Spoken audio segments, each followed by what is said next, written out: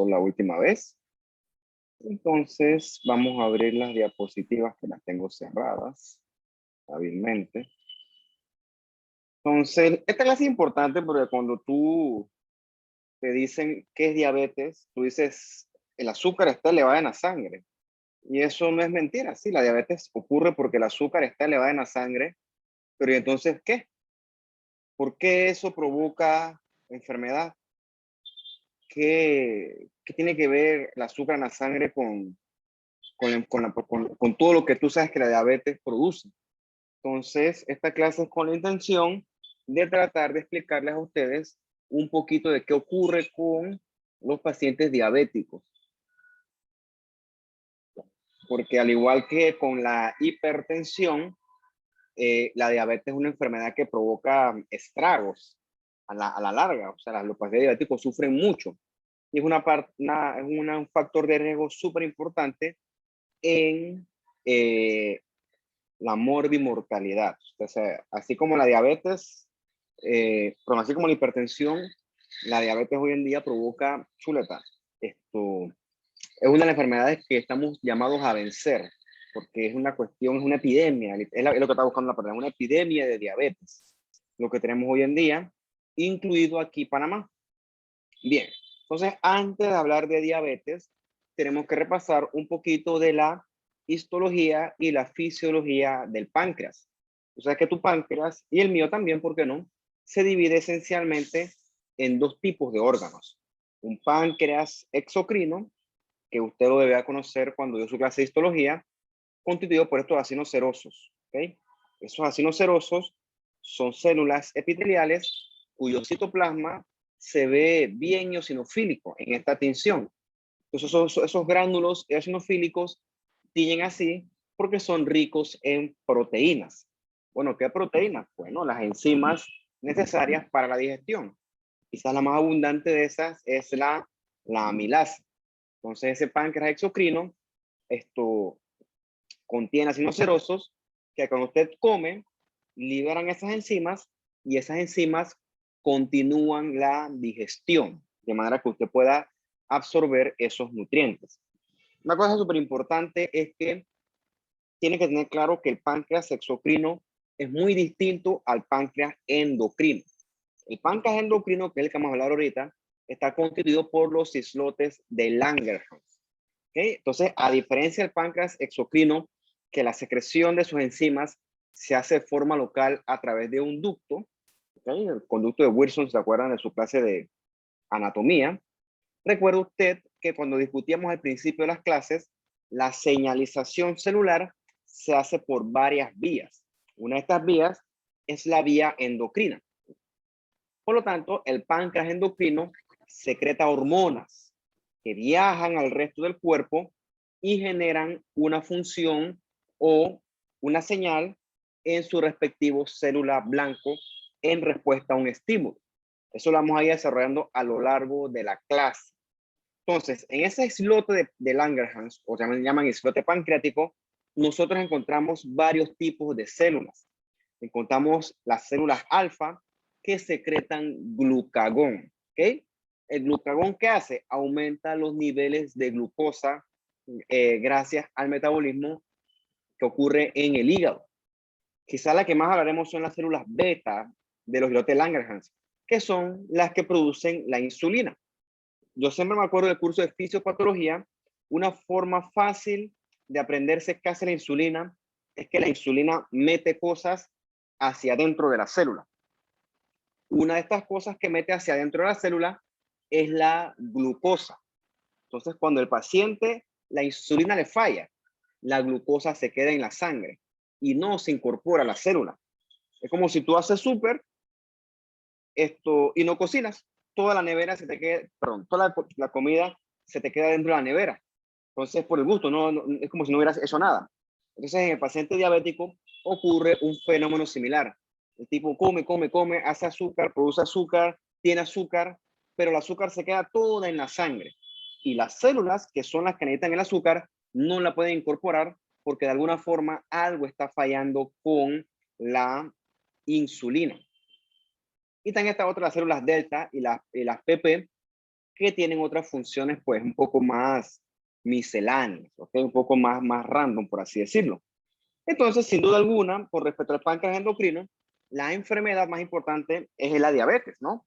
Diabetes mellitus, mellitus viene de miel, porque el que la descubrió hace mucho tiempo vio que los pacientes, el orine o la orina de ellos olía dulce, ¿ok? Olía como a miel. Entonces vamos a ver también por qué ocurre eso, ¿ok? Entonces, al final del día, ¿qué ocurre con las diabetes? Con los diabéticos. El problema de los diabéticos no es el azúcar, que el problema con los diabéticos es la insulina. Entonces, producto de la deficiencia de insulina, entonces el azúcar se convierte en el problema. O sea, la hiperglucemia o el aumento de azúcar en sangre es la manifestación de un problema con la insulina. Realmente la causante no es el azúcar, sino es la deficiencia de insulina. Y eso es lo que nosotros vamos a estudiar a lo largo de esta clase. Déjame regresar aquí como que me chateó, a ver.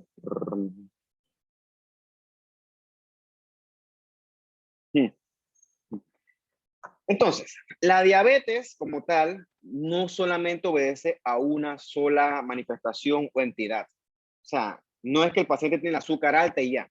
El paciente diabético tiene un montón de manifestaciones que nosotros vamos a ir estudiando a lo largo de la clase que se asocian con el aumento de azúcar en la sangre. ¿Ok? ¿Y por qué al paciente diabético se le sube el azúcar en sangre? Bueno, porque el tipo tiene algún problema con la insulina. O sea que tiene algún problema con el páncreas endocrino. O sea, sus islotes de Langerhans están fallando. O quizás lo que puede estar fallando es la incorporación de azúcar hacia dentro de las células. O, ¿por qué no? Ambas cosas pueden estar fallando. El punto es que con el tiempo, el azúcar se va a quedar toda en la sangre. Por eso que por ejemplo, tú le pinchas el dedo, se mide el azúcar en el glucómetro y está altísimo. Entonces, ese azúcar en la sangre parecerá ser algo inocente, algo tonto, normal, pues azúcar alto en sangre, pues gran vaina. Bueno, sí, gran vaina, sí. Con los años de sufrir de esa elevada azúcar en sangre, muchos órganos se van a ver afectados. Los riñones, de hecho, la diabetes es una de las principales causas de enfermedad renal crónica. Los ojos, los pacientes quedan ciegos. Y nervios y vasos sanguíneos te explica por qué los pacientes hacen esos infames pie diabéticos. ¿Okay? Entonces, por culpa de esa diabetes, es que tú tienes a los señores de que ¡pum! Le cortan el hallux, después le cortan el resto de los pies, que le queda el pie así sin deditos. El control es tan difícil que después tienen que cortarle todo el pie entero y la pierna, y después la otra. Entonces, te imaginas a ti, pues, eso para el paciente es muy traumático y la verdad es que eso no resuelve el problema original. Entonces, la diabetes, chuleta, la diabetes da buco trabajo, la diabetes da bastante lata y es una enfermedad, pues, que nos azota, la verdad, esa es la palabra que está buscando, nos azota hoy en día, nos provoca mucho problema. Bien, esto es lo que dice, ¿no? La diabetes es un problema de salud pública, o sea, epidemia de diabetes. Y la diabetes se asocia muy similar a la hipertensión y a la aterosclerosis y sus complicaciones se asocian a nuestros estilos de vida modernos. Por ejemplo, yo quiero comerme en el desayuno un emparedado, dos emparedados, chicharrón, una bandeja de comida así y bajármelo con un litro de chicha. Y después almuerzo, arroz, poroto, ensalada, y ponme la presa y soda o chicha. O sea, una dieta hipercalórica. Yo no hago ejercicio. Una cosa que me da rabia a mí cuando tú subes el elevador y que la gente para el elevador para subir un piso. Para subir un piso. Eso a mí, yo me quedo como que, Fren, en serio, un piso. O sea, tú no puedes subir y peor cuando es para bajar un piso. Te vas contra la gravedad. Entonces, eso que parece algo tonto, los estilos de vida de nosotros, literalmente esos estilos de vida nos están matando. Entonces, por eso que aquí tenemos tanto diabético, tanto hipertenso, tanto obeso y las complicaciones que se derivan de esto. Entonces, otra cosa importante que tenemos que tener un poquito de cuidado es esto de la prediabetes, que a veces es una diabetes, por así decirlo, perdón, eso lo dije muy mal. La prediabetes tiene ciertos criterios pero que no alcanza para hacer una diabetes per se. O sea, tienes un paciente que está hiperglucémico, pero y ya. O sea, es una cuestión aislada. Entonces, claro que es factor de riesgo. Entonces, por eso es que, a pesar de que usted sea un muchacho joven, sano, con un buen estilo de vida, igual tiene que, aunque sea una vez al año, hacerse sus respectivos chequeos médicos. Porque estas cosas, así como discutíamos la semana pasada con la hipertensión, al principio, cuando estas cosas están comenzando, no provocan síntomas. Estas cosas no provocan síntomas, tú te sientes bien, pero tus órganos están sufriendo algún grado de daño. O sea, mira, por ejemplo, que te haces una glucosa al azar y mira, tu prediabetes de 100 a 125. Lo que pasa es que estas cosas se han puesto severas. O sea, yo quiero, probablemente si todos estamos prediabéticos, porque yo no sé quién puede tener una glucosa de 99 abajo normal. Entonces, eso es como, bueno, no sé. Yo no soy internista, no soy endocrinólogo, así que no sé, pero lo cierto es que estos criterios se han puesto bien severos, bien estrictos. Otra pregunta importante que pudiera ser para el taller de ustedes, pero bueno, no va a dar chance, es por qué cuando tú te tomas laboratorios tiene que ser en ayunos. Entonces, hay varias cosas que desmitificar, porque eso es un mito. La única o el único laboratorio que tú debes tomar en ayunos sin comer es la glucosa en sangre, la glucemia. Realmente dice glucemia porque glicemia es en inglés, de glucose, y realmente la es glucosa. ¿Por qué? Porque cuando tú comes, tus alimentos que tú estás digiriendo tienen que tener azúcar. Puede tener poquita o mucha, pero de que tienen azúcar. Entonces, ese azúcar cuando tú la digieres, se absorbe en tu intestino delgado, pasa a los conductos lacteales y eventualmente pasa a la sangre. Entonces, si tú acabas de comer, obviamente vas a tener el azúcar alta. Vas a tener azúcar alta en la sangre. Entonces eres un tipo con un buen índice de masa corporal, joven, sano, deportista. Pero si agarras y te haces un examen después de comerte una torre de pancake, claro que vas a marcar glucosa arriba de esto. Y te van a decir, chuchi, este man es diabético. En verdad no, lo que pasa es que acabas de comer. Entonces, por eso es que no debes tomarte un azúcar si has comido. Eso es fasting. Fasting es de ayuno. Entonces, pero los otros laboratorios sí te lo puedes tomar independientemente de las comidas. Pero la gente no sabe eso porque no dan ni fisiopatología, ni patología, ni entiende cómo funciona el cuerpo. Pero realmente el único laboratorio que requiere tu ayuno es la glucosa en sangre al azar. Los otros no tienen nada que ver, absolutamente nada. Bien. De forma normal, según el libro, la glucosa normal debe ser de 70 a 120. Como te digo, no, el libro te pone 120, pero acá en la CDC te dicen que prediabetes es de 100 a 125. O sea que ves cómo las escuelas riñen, ¿no? Por eso que es importante leer de todo y al final del día sacar tus propias conclusiones en base a tu propia experiencia. Nadie lo sabe todo. Eso tú lo verás cuando te toque trabajar. Hay escuelas que te dicen que hagas esto, que hagas lo otro, y tú con el tiempo te vas dando cuenta con qué te va mejor y sacas tus propias conclusiones. Entonces es normal que tú leas aquí una cosa, leas aquí otra cosa, leas aquí otra cosa. O sea, hay guías de los gringos, guías de los europeos, guías de los, qué sé yo, australianos, guías de los sudamericanos, hasta los panameños, ¿por qué no? Y las guías a veces tienen cosas que van de la mano y a veces tienen cosas que quizás rigen, ¿no? Entonces, sí, uno tiene que leer mucho para poder hacerse su propio criterio, más la experiencia. Entonces, ¿qué criterios utilizamos para diagnosticar diabetes? Por ejemplo, una glucosa al azar. Glucosa al azar quiere decir que así de la nada, pues, o sea, el paciente no estaba preparado y tiene que estar arriba de 200. O sea, 200 es bien alto. Mayor o igual 200.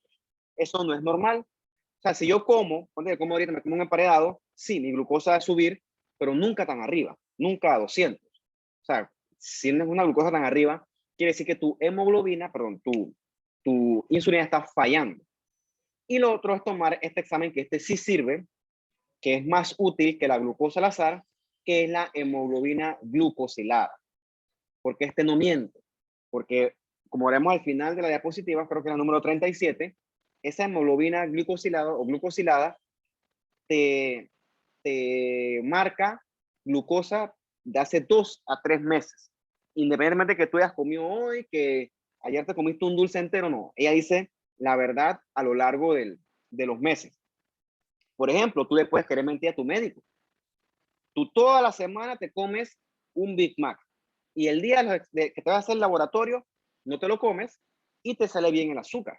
Y apenas que sale el resultado, ahí mismo paras en el McDonald's, publicidad gratis, y vuelves y te lo comes. O sea, tú crees que estás engañando y en verdad en el laboratorio puedes engañarlo con una glucosa al azar, pero con esta glucosilada no. ¿Okay? Entonces el porcentaje es C mayor o igual 6.5. A ver por acá, para decir eso si coincide, sí. Diabetes, aquí está la A1C, es la hemograna glucosilada HbA1c, debe ser 6.5 para arriba. Yo me hice una como el año pasado, la tenía como en 4.1, si no creo, estaba bien. Entonces es un laboratorio que es bastante útil, es mucho más útil que una glucosa al azar. Bien. Hay ciertas condiciones de un paciente gravemente enfermo que predisponen a que haga hiperglucemia. Eso no quiere decir que el paciente sea diabético.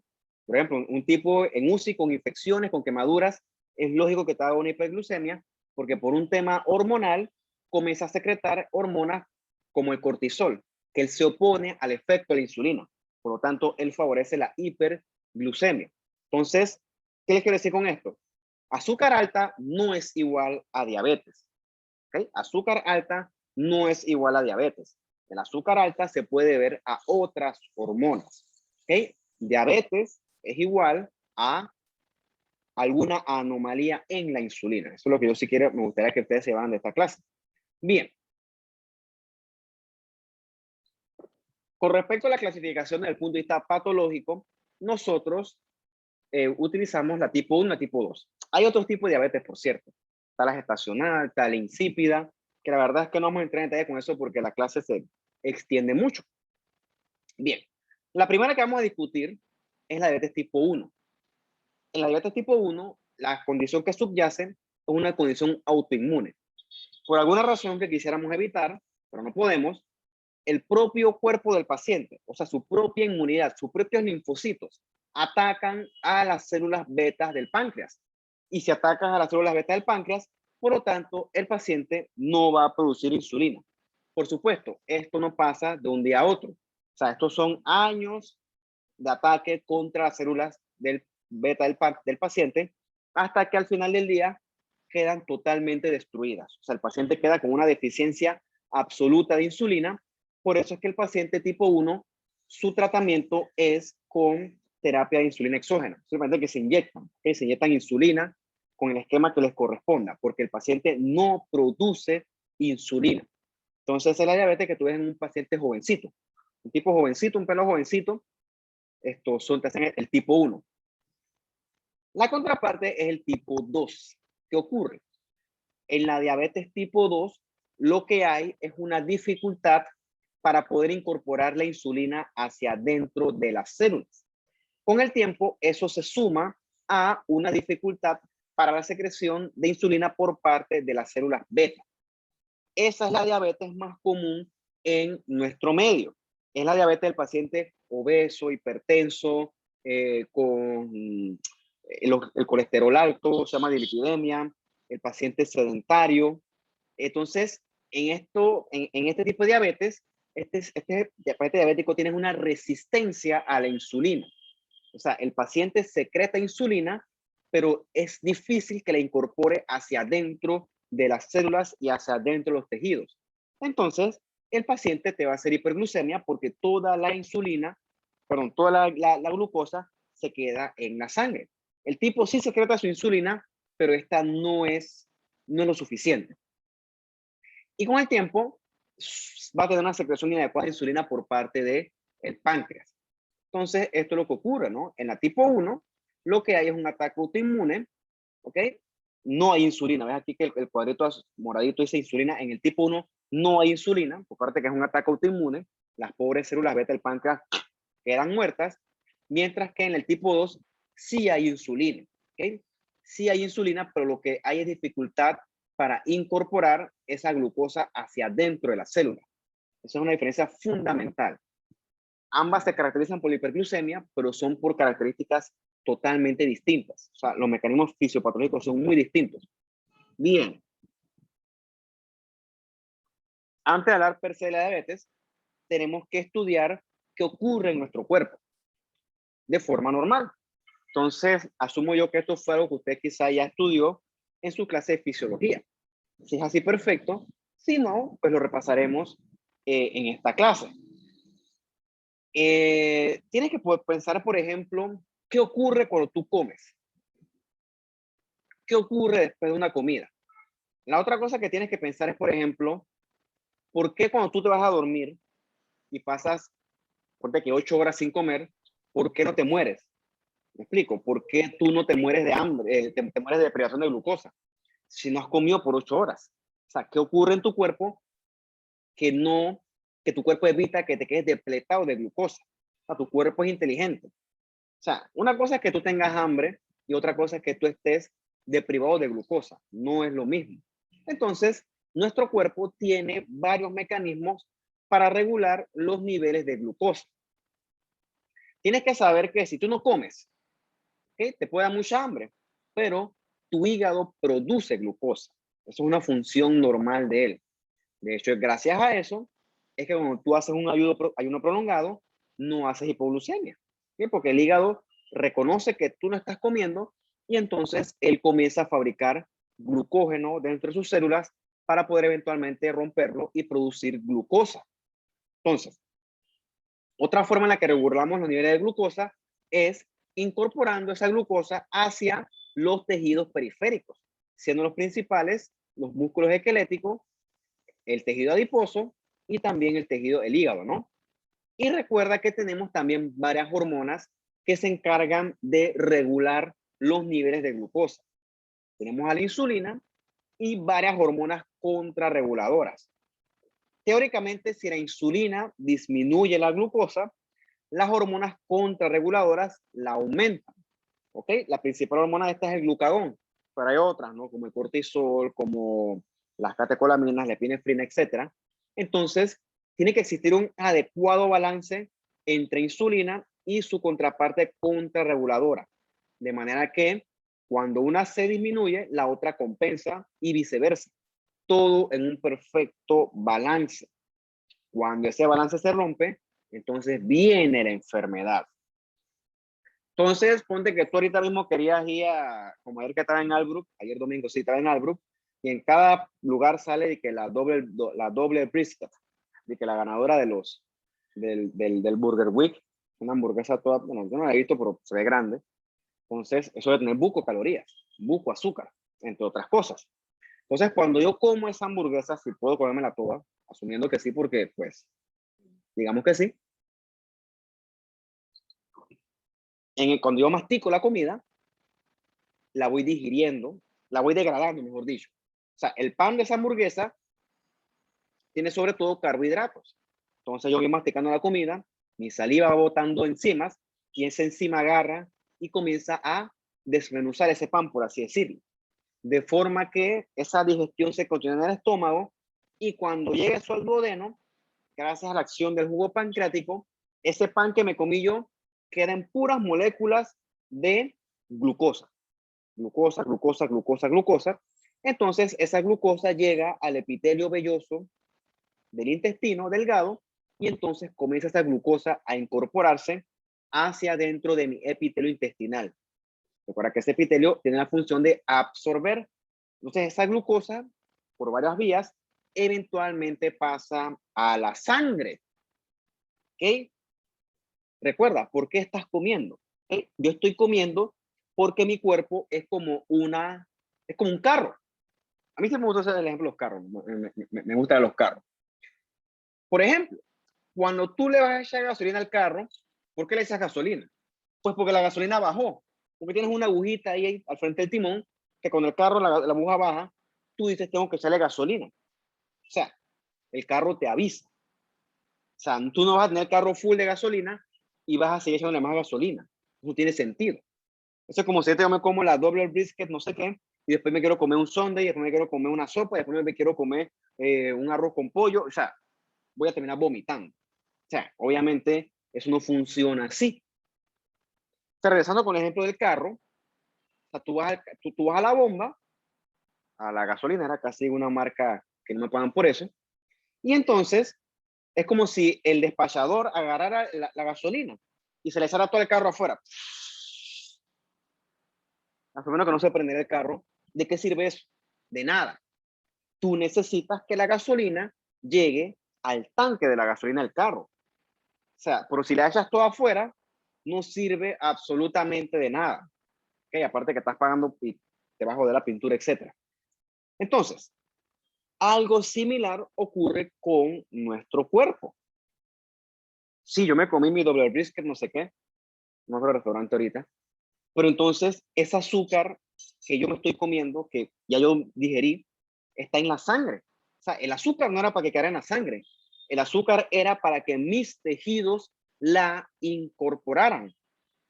Los tejidos principales son sobre todo el músculo esquelético y el músculo cardíaco, que son tejidos muy demandantes de azúcar, de energía, y también la grasa, los adipocitos. Entonces, ¿cómo yo incorporo ese azúcar hacia dentro de esos tejidos? Pues la respuesta correcta es gracias a la insulina. La insulina favorece que ese azúcar sea incorporada hacia dentro de estas células para que dentro de estas células se pueda aprovechar para ser utilizada como energía. ¿Ok? Repito, la azúcar esa tiene que ser usada por los tejidos. Y la única forma de incorporar ese azúcar hacia los tejidos, hacia adentro, hacia ciertos tejidos, es gracias a la insulina. O sea, la insulina es importante. Por eso es que las personas sin insulina se mueren. O sea, la insulina es fundamental para poder vivir. Entonces vamos a analizar un poquito la imagen. Tiene la insulina aquí en verde. Entonces la insulina es una hormona anabólica. ¿Qué significa anabólica? Bien, recuerda que en el metabolismo hay dos principales vías, o dos principales vías, está bien dicho, ¿no? Está el anabolismo y el catabolismo. El catabolismo está indicado a el consumo de energía y la degradación, como por ejemplo cuando hablamos de la caquexia, ¿ok? El paciente caquéxico con un cáncer avanzado está en un estado de catabolismo. El tipo está degradando todo lo que puede, ¿ok? Músculo, grasa, todos los tejidos, porque el tipo está en un desgaste constante. Entonces, cuando no sepan qué responder, me acuerdo caquexia, catabolismo. O sea, es un metabolismo de degradación, de producción de energía. Mientras que el anabolismo es lo contrario. El anabolismo es un metabolismo de síntesis, es un metabolismo de fabricación de moléculas. De síntesis es la palabra correcta. Entonces, la insulina favorece un metabolismo anabólico. Entonces, gracias a la insulina, el tejido adiposo, uptake es que esto incorpora glucosa y favorece la lipogénesis, o sea, la producción de grasa. Y disminuye la lipólisis, o sea que no se va a destruir la grasa. En el músculo estriado, ¿qué hace? Favorece la incorporación de glucosa, síntesis de glucógeno y la síntesis de proteínas. Ves que es una hormona anabólica, una hormona que favorece la síntesis. Y en el hígado favorece la síntesis de glucosa, de glucógeno, perdón, y la lipogénesis. Y no favorece la gluconeogénesis. O sea que es una hormona que favorece que se sinteticen cosas. Una hormona anabólica. Bien. ¿Y para qué mi músculo esquelético quiere esa glucosa? Pues para generar ATP, es gasolina, es como la fuente para producir energía. Mientras que en el tejido adiposo, esa glucosa eventualmente se metaboliza hacia lípidos y esos lípidos se almacenan, cosa que tú siempre tienes tu reserva. La grasa tiene su función. La grasa al final del día sirve como una reserva de energía, cosa que si tú pasas por un periodo de hambruna, tu grasa sirve para producir azúcar, glucosa, para que tus órganos lo usen y evitar que tú te mueras. Esa es la función de la grasa, ¿no? O sea, por eso es que la grasa no es mala per se. El problema es el exceso de grasa que entonces en un contexto de desbalance sí es perjudicial. Entonces, como dice aquí, ¿no? La insulina tiene efectos anabólicos. Entonces la insulina promueve la síntesis de lípidos y de proteínas e inhibe la degradación de lípidos y también inhibe la degradación de proteínas. sea, favorece que se sintetice, ¿ok? Y eso favorece también a que las células crezcan y se diferencien. Entonces, ves que la insulina es importante.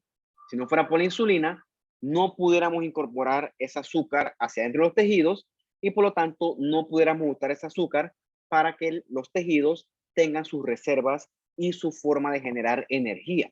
La insulina es muy importante. Bien. ¿Qué otras cosas hace la insulina? ¿Ok? Gracias a la insulina se disminuye la producción de glucosa en el hígado. ¿Por qué? Porque no puedo estar yo comiendo, incorporando glucosa y mi hígado produciendo glucosa al mismo tiempo. O sea, eso es una redundancia. Y recuerda que desde el punto de vista biológico, nuestro cuerpo es sumamente efectivo. Entonces, ¿cuándo se activa la producción de glucosa en el hígado?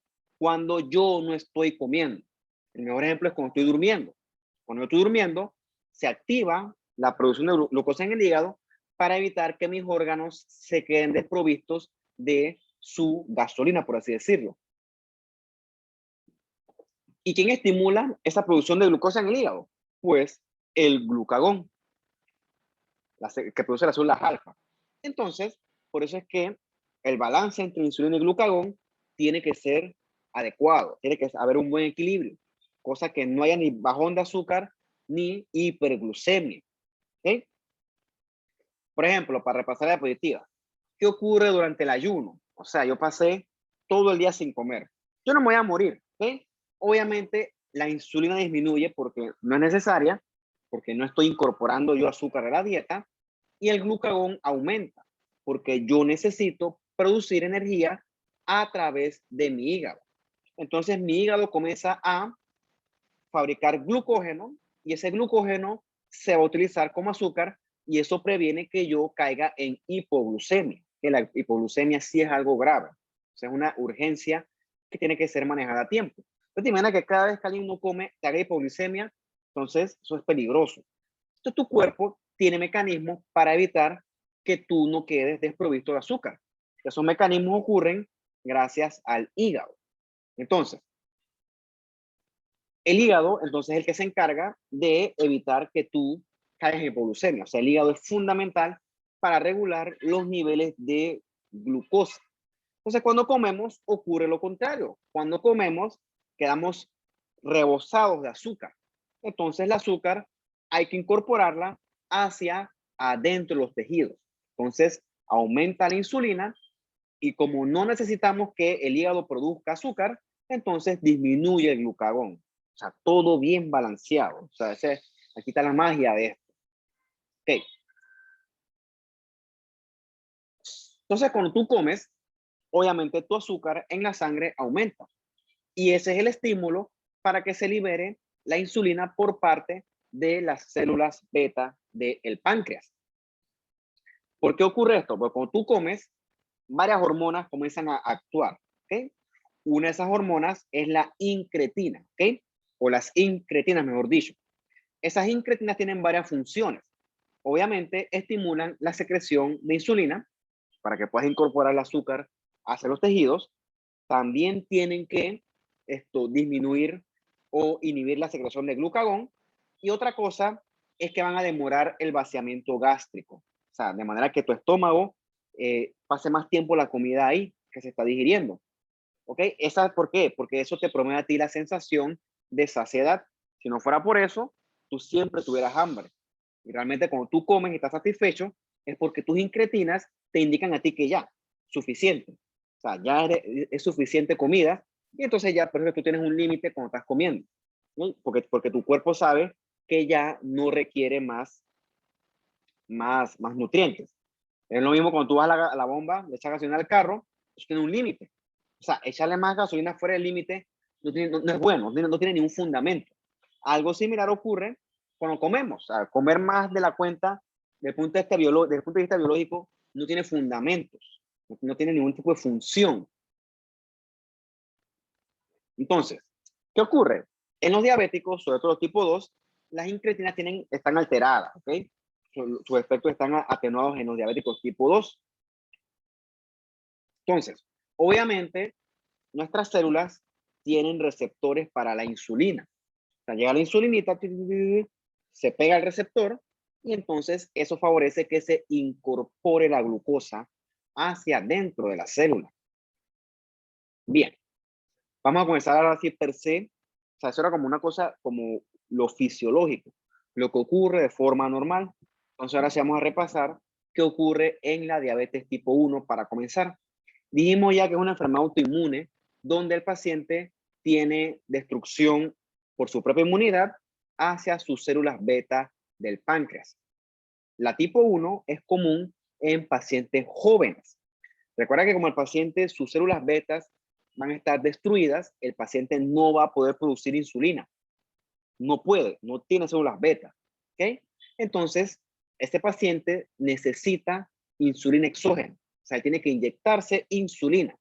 ¿Por qué?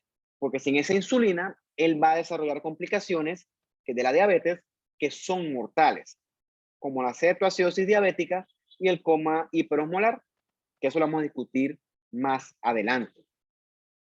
Entonces, la autoinmunidad con el tiempo va a destruir todas las células beta.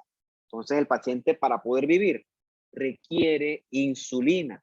O sea, antes de que se comercializara la insulina esta recombinada, los pacientes se morían de diabetes. Pacientes consumidos, flaquitos. ¿Okay? Ahorita me voy a explicar por qué ocurre eso. Pacientes se morían, sufrían mucho, porque eso es una cosa, no pueden, ¿por qué tan flaquitos? Porque no pueden incorporar el azúcar hacia adentro de las células ni los tejidos. Es un paciente que se va demacrando con el tiempo si no se le administra la insulina. ¿Okay? Entonces, es una enfermedad progresiva, que obviamente sus manifestaciones van a ser más abruptas dependiendo del porcentaje de destrucción de las células beta del páncreas. O sea, es bien delicada sin la insulina. Por suerte, hoy en día existe y está disponible la insulina para los pacientes tipo 1. Bien. Como discutimos nosotros en algún momento de nuestras clases cuando hablamos de las enfermedades por hipersensibilidad y las autoinmunes, sabemos que son enfermedades de tipo multifactorial, donde hay una predisposición genética que se van disparando o gatillando gracias a factores ambientales. Entonces, teóricamente, si mis padres fueron diabéticos tipo 1, yo tengo factor de riesgo por tema de herencia para ser diabético también. Y esa diabetes se puede disparar más por factores del ambiente, ¿no? Infecciones, entre otras cosas. Entonces, con el tiempo, eso va a favorecer que los linfocitos T agarren ese páncreas, esas células beta y ¡puf! Las destruyan. ¿Por qué? Porque hay un fallo en la autotolerancia y va a haber producción de autoanticuerpos contra las células betas de estos pacientes.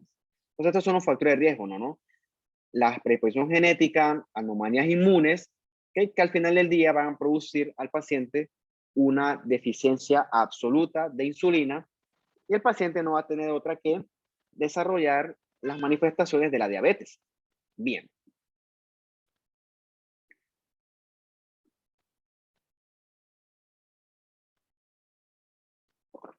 La contraparte de la diabetes tipo 1 es la tipo 2.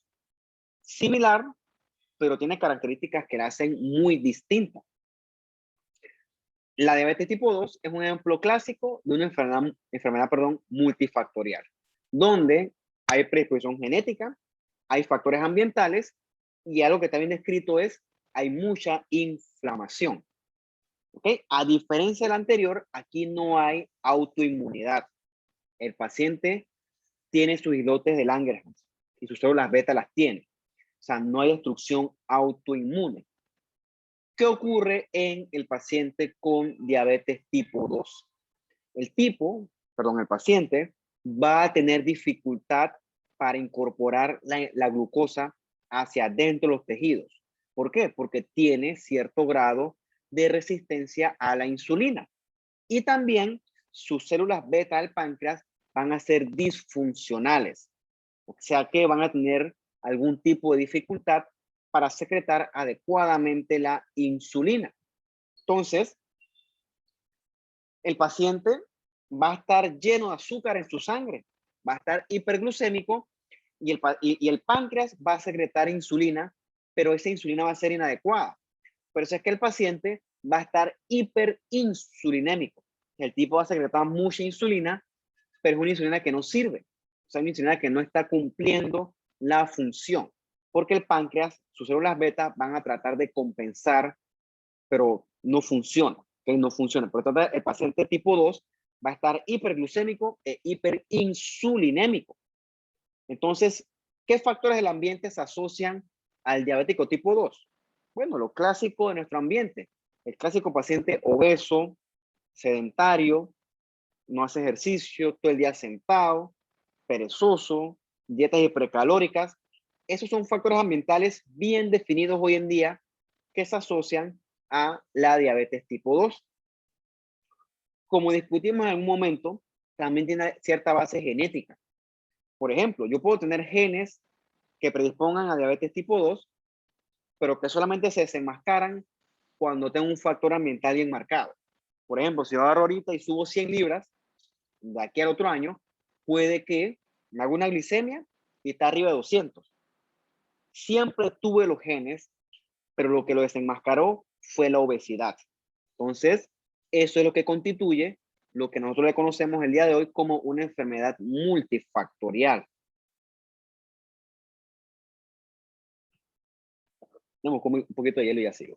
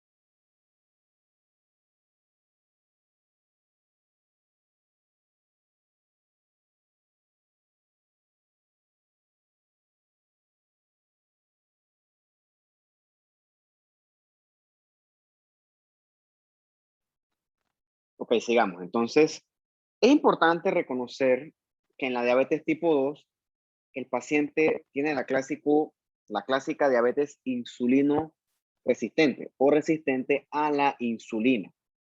El paciente tiene insulina, pero la insulina es defectuosa. Esa es una diferencia fundamental versus la tipo 1, donde no hay insulina. Entonces, ¿cuáles son los tejidos que son resistentes a incorporar insulina? Bueno, el hígado, el músculo esquelético y el tejido adiposo. ¿Y por qué hay resistencia a la insulina?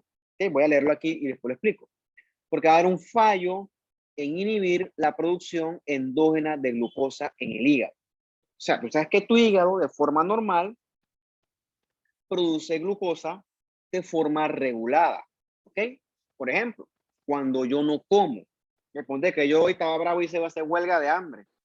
Entonces, mis hormonas como el glucagón se activan y favorecen que mi hígado produzca glucosa en ayuno. La palabra clave ahí es en ayuno. Pero ¿qué ocurre si mi hígado hace lo que da la gana y entonces él comienza a producir glucosa cuando le da la gana? Entonces yo voy a estar en un estado perpetuo de glucosa elevada. ¿ok? Va a tener un aumento sostenido de azúcar en la sangre. Eso ocurre en el paciente diabético tipo 2. Ese paciente también va a tener dificultades o anomalías para incorporar la glucosa hacia dentro del músculo esquelético. ¿Ok? Entonces, si el músculo esquelético no incorpora glucosa o le dificulta la incorporación de glucosa, entonces, ¿dónde se queda la glucosa? Pues se queda en la sangre. Entonces, eso también va a favorecer esta resistencia a la insulina, o está favorecido por la resistencia a insulina. Entonces, y la otra cosa que tenemos aquí importante es el tema este de la lipasa sensitiva a hormonas. ¿Ok? Esa lipasa sensitiva a hormonas está alterada en el paciente diabético tipo 2. Entonces, con el tiempo, eso favorece que haya un exceso de ácidos libres en sangre. Entonces, con el tiempo, eso también va a determinar que haya resistencia a la insulina.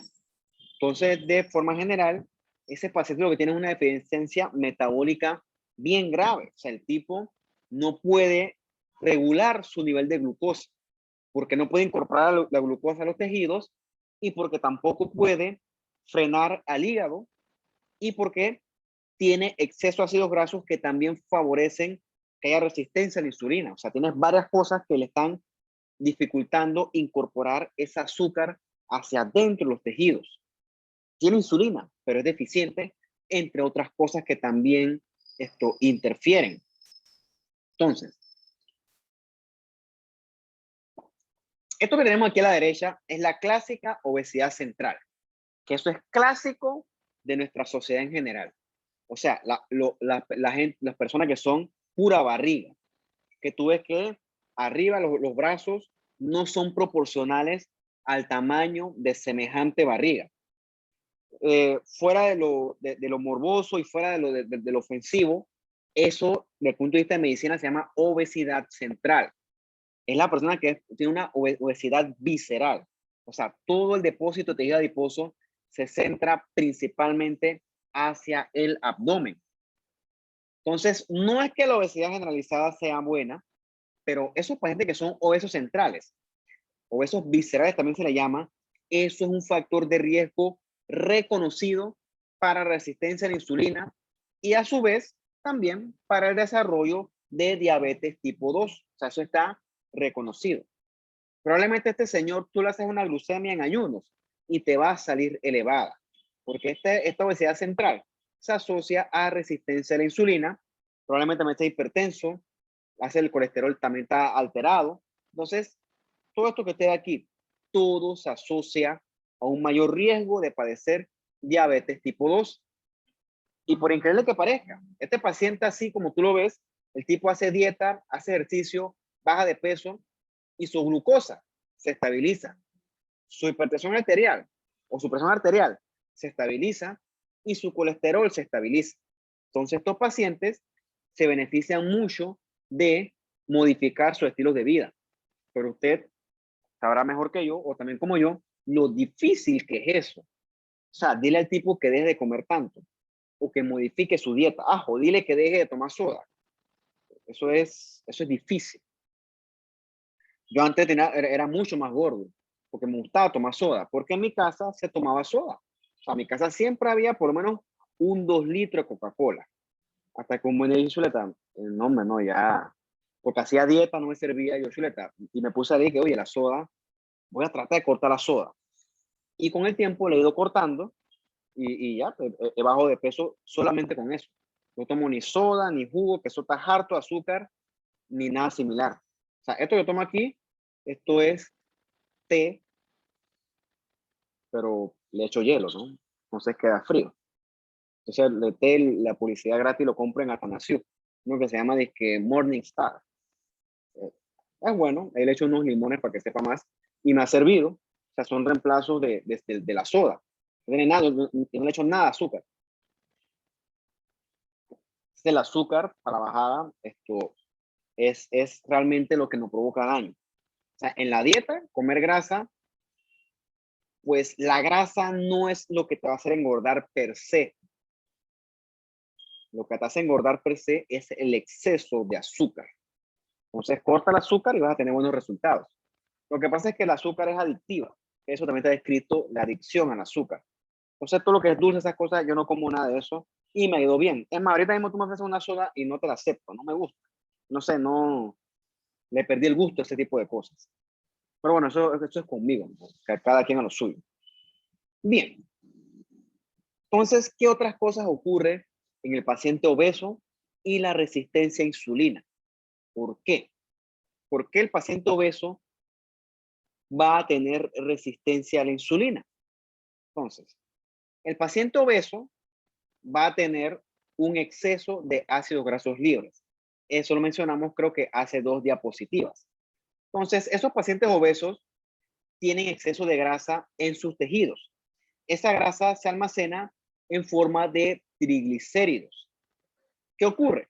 La grasa esta, que está distribuida a nivel abdominal, entre comillas, es más lipolítica. ¿Ok? O sea que es una grasa como de más destrucción. Entonces, esa grasa libera mucho ácido graso libre. ¿Ok? Básicamente va a tener un exceso de ácido graso libre. O sea, diferente a la grasa generalizada, la grasa visceral es más lipolítica. Somos entre comillas, como lo pone el libro. Entonces, esa grasa va a liberar mucho ácido grasos libres. Entonces, ese exceso de ácidos grasos libres inhiben la señalización de la insulina. O sea, interfieren con la insulina y entonces eso va a favorecer la resistencia a la insulina. Interesante, ¿no? Este paciente obeso también va a tener exceso de adipoquinas o también le llaman adiposinas. ¿Qué son estas? Son las citoquinas adiposas. Un poquito de mar. Como tú buscas literatura, la obesidad hoy en día está descrita en muchas aristas. ¿Okay? Una de estas aristas es considerar al tejido adiposo como un órgano endocrino.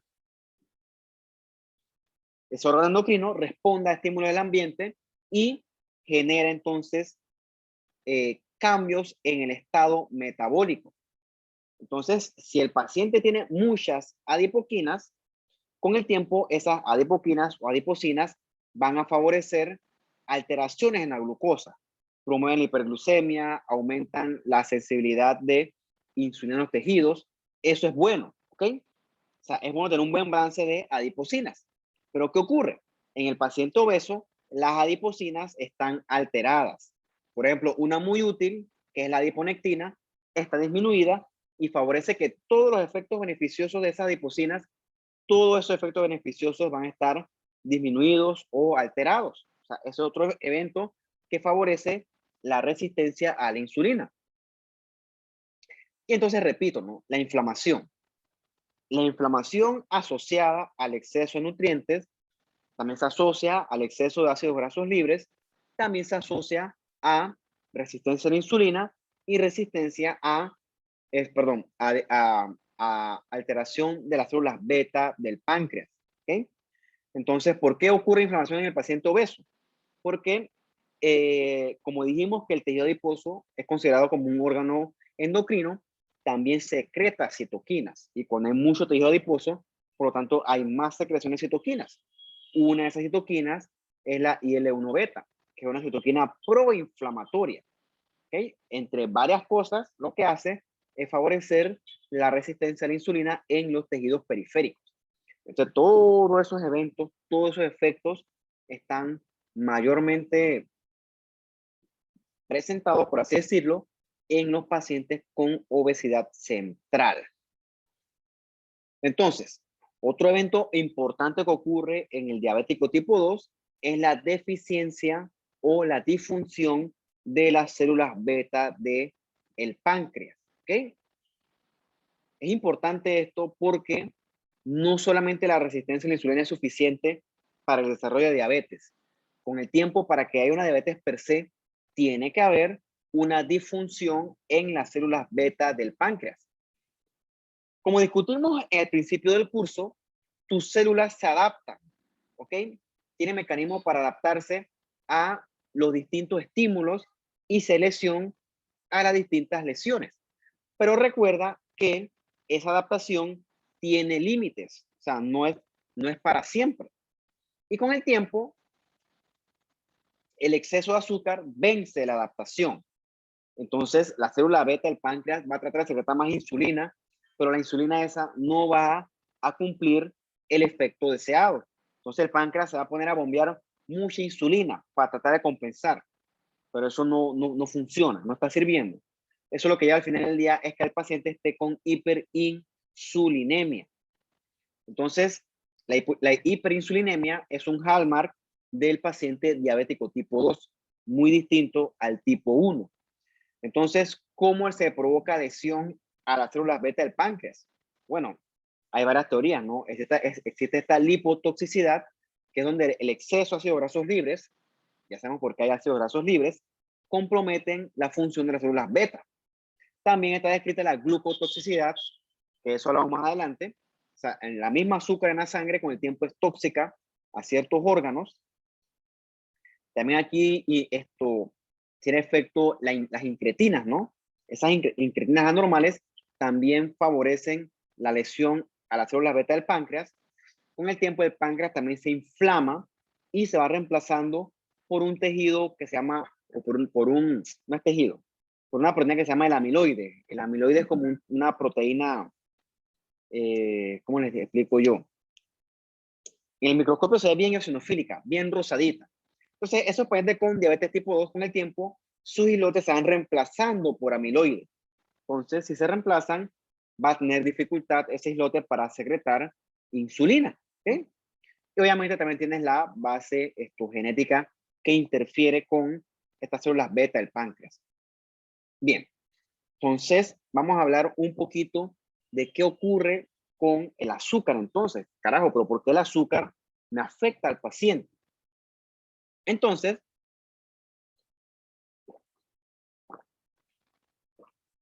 esto lo vemos en el contexto de las complicaciones agudas de la diabetes.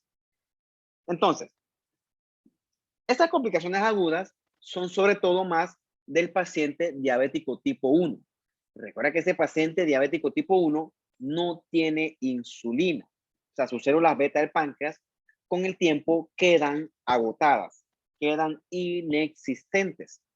Entonces, gracias a ese exceso de glucosa en la sangre, el paciente te va a hacer los signos clásicos de la diabetes, que también llaman la triada de la diabetes, que está caracterizada por poliuria, poli de mucho, uria de orina o de orine, pacientes orinan chuleta, orinan de competencia, polidipsia, que es que el paciente tiene demasiada sed, o sea, el tipo toma demasiada agua, y lo otro es polifagia.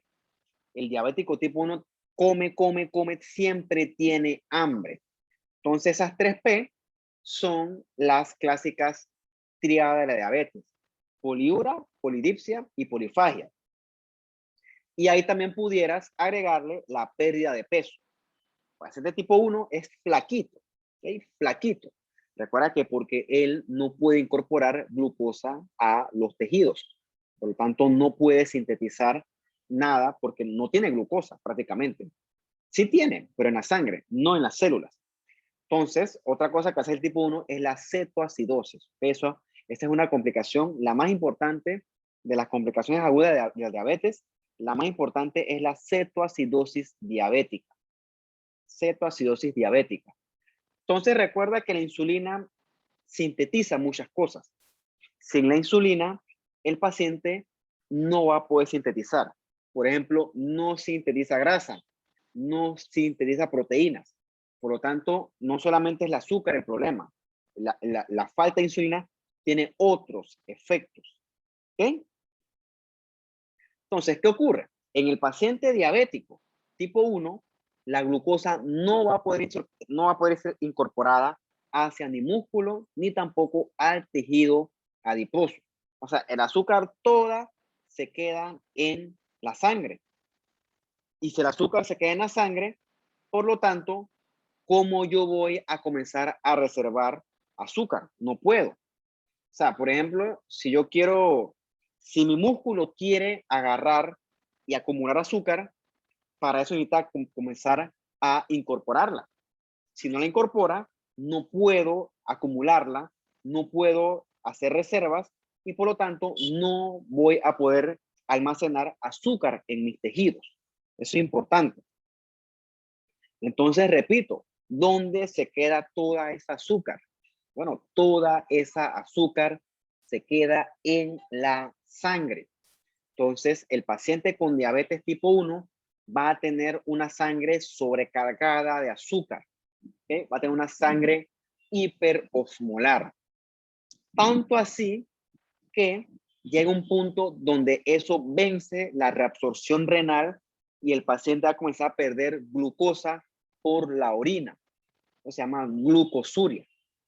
De ahí es que viene el famoso mellitus, ¿no? Porque eso es orina, azúcar, perdón, orina, agua con azúcar. Parece que la orina huele dulce, ¿no?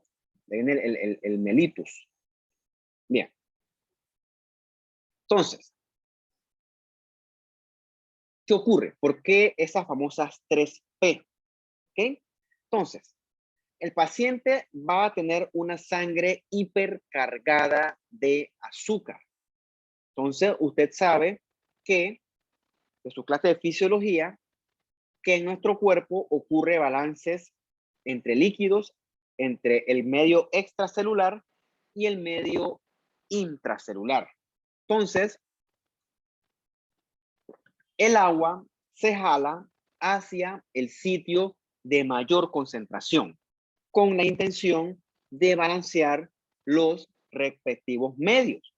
Entonces, si la sangre del paciente está hipertónica por el exceso de azúcar, entonces, ¿hacia dónde se va a jalar el agua? Bueno, el agua se va a jalar hacia donde está más concentrado. ¿Y dónde está más concentrado? En la sangre, o sea, en el medio extracelular. Entonces el paciente va a tener un exceso de volumen en la sangre, por así decirlo. Entonces, la forma de manejar ese exceso de volumen es depletando el volumen. ¿Okay? Entonces el paciente, por eso es que el paciente va a orinar tanto. ¿Okay? Va a orinar tanto y por eso es que el paciente va a tener pérdida de agua acompañada de electrolitos. Entonces, ese exceso de agua, ¿de dónde viene? Desde el medio intracelular. O sea, las pobres celulitas del paciente van a decir, sí, sí, cógete todo el agua, coge el agua, porque está sobrecargado de azúcar a la sangre. ¿Ok? Entonces, las pobres celulitas van a quedar deshidratadas. ¿Ok? Van a quedar deshidratadas porque el paciente está jalando toda el agua hacia el intravascular y la está orinando toda. ¿Ok? Porque el paciente está sobrecargado de volumen y las celulitas van a estar arrugaditas. ¿Ok? Entonces va a haber una depresión del agua intracelular. Y adivinen qué, el cerebro capta eso y el cerebro dice, mis células están deshidratadas. Entonces el cerebro le va a mandar al paciente a tomar agua. ¿Ok? Le va a mandar a tomar agua para que sus células incorporen agua. Entonces, por eso que el paciente va a tener polidipsia. El diabético va a tener sed. ¿Por qué? Porque sus celulitas se están quedando deshidratadas. Entonces, eso ocurre en ciclos interminables. Es un círculo vicioso. La gente se la pasa orinando y tomando agua. Se la pasa orinando y tomando agua. Por eso es que el paciente tiene sus famosas 3P. ¿Qué ocurre? Recuerda que la insulina es una hormona anabólica. Si no tengo insulina, el anabolismo se va a perder y por lo tanto el metabolismo se va a desbalancear. Entonces, en ausencia de anabolismo, ¿qué va a haber? Va a haber catabolismo. Entonces, el paciente diabético tipo 1, con el tiempo que no tenga insulina, el tipo va a comenzar a destruir proteínas y grasas. Va a haber catabolismo de proteínas y grasas. Por eso es que el paciente diabético tipo 1 es flaquito, porque es un paciente que está constantemente en catabolismo. ¿Ok? Entonces, como el tipo está degradando, entonces el tipo le va a dar hambre porque su cuerpo le indica, hey, me estoy quedando sin reservas. Entonces come para poder sintetizar. Y entonces por eso es que el paciente va a tener constantemente un aumento de apetito, pero no va a aumentar de peso. Porque acuérdate que es un balance, como dice aquí en naranjita. es un balance negativo de energía. El tipo come, pero no aprovecha esos nutrientes porque todo se está destruyendo. ¿Ok? El tipo puede comer, comer, comer, pero su metabolismo está indicado a hacer catabolismo. Entonces, es como por ejemplo, tú agarras un carro y tú sabes obviamente que el carro a altas revoluciones consume más gasolina. O sea, es como si tú quisieras ahorrar gasolina andando siempre arriba de 120. Es ilógico. Para ahorrar gasolina, tú tienes que manejar suave, lentecito, a revoluciones bajas. Entonces, de nada te sirve a ti esa gasolina todo el tiempo si tú quieres manejar sobrecargando el motor. Entonces, si tú sobrecargas el motor, el carro va a hacer un balance negativo de energía, porque estás consumiendo gasolina, porque estás sobrecargando mucho el carro, estás forzando mucho. Algo similar ocurre en el paciente diabético. O sea, el tipo, por mucho que coma, su cuerpo está degradando todo. O sea, tu cuerpo está en catabolismo por culpa de la deficiencia de insulina. Entonces, el tipo puede comerse 10 doble brisket si quiere, pero el catabolismo va a predominar. Por lo tanto, el tipo va a perder peso, va a estar flaquito. El tipo se puede comer 10 hamburguesas de esas. Además va a estar flaquito porque no predomina la ingesta, predomina el catabolismo. Entonces, por eso es que el tipo va a tener poliuria, ¿ok? Porque la sangre va a estar sobrecargada de azúcar y esta sangre sobrecargada jala líquido hacia el extravascular y ese líquido hay que orinarlo, si no va a estar sobrecargado de líquido. Entonces va a estar con poliuria, va a estar con polifagia, porque siempre está en catabolismo, y va a estar con polidipsia, porque sus pobres celulitas están deshidratadas. Pobrecitas, están deshidratadas y el cerebro le dice, hey, toma agua. Entonces, por eso el tipo tiene esas 3P, que le puedes incorporar la cuarta, que es la pérdida de peso. Bien.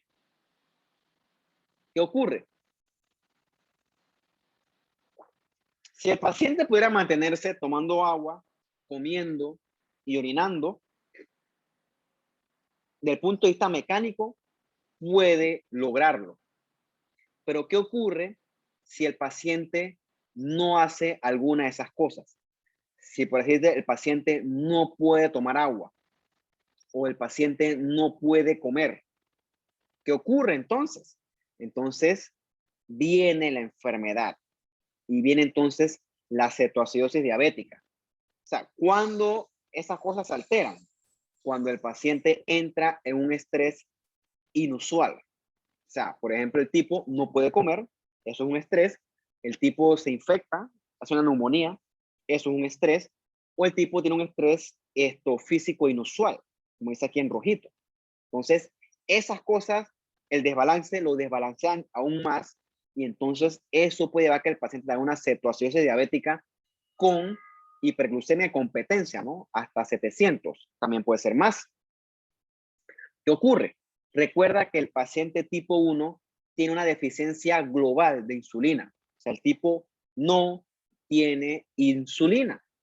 Y sus hormonas contrarreguladoras, o sea, las hormonas que están indicadas a producir glucosa, están haciendo fiesta. ¿Sí? Las hormonas están haciendo fiesta. O sea, el glucagón está produciendo glucosa que da miedo. ¿Ok? Entonces, si yo no tengo insulina, y mis hormonas contrarreguladoras están produciendo glucosa, ¿qué va a pasar? Mi glucosa va a aumentar sin control. Va a aumentar sin control. Foco, o sea, que eso es lo que pasa en el paciente con cetoacidosis. Entonces, el paciente entre más glucosa tenga en sangre, más va a orinar. Y entre más orine, más se va a deshidratar. Y menos si el tipo no puede tomar agua. Entonces, ¿por qué no puedes tomar agua? Bueno, porque tienes alguna situación de estrés. Entonces, en la cetoacidosis, el tipo va a orinar, orinar, orinar, y tanto así que se va a deshidratar. Entonces, es lo que ocurre aquí, ¿no? Hay una deficiencia absoluta de insulina, ¿ok? O sea, entonces, el tipo va a estar harto de azúcar, sobrecargado de azúcar. Y como está sobrecargado de azúcar, la sangre va a estar muy sobrecargada. Entonces, eso que discutimos en la diapositiva anterior va a estar más marcado. Entonces, el tipo va a orinar tanto que va a quedar totalmente deshidratado. Entonces, ¿qué ocurre? Este paciente con cetoacidosis no tiene cómo producir energía, porque recuerda que el azúcar que él está produciendo y que puede estar consumiendo, toda esa azúcar se está quedando en la sangre. Entonces el cuerpo comienza a desesperarse y el cuerpo dice, necesito energía, y entonces el cuerpo utiliza un mecanismo de desesperación para producir energía, que se produce gracias a la maquinaria cetogénica. ¿Qué ocurre? Como no hay insulina, se activa la lipasa sensitiva o sensible a hormona. Entonces, esa lipasa comienza a agarrar el tejido adiposo, la grasa, y la comienza a degradar. La comienza a degradar en ácidos grasos libres. Esos ácidos grasos libres pueden ser aprovechados como fuente de energía, pero a un costo. ¿Okay?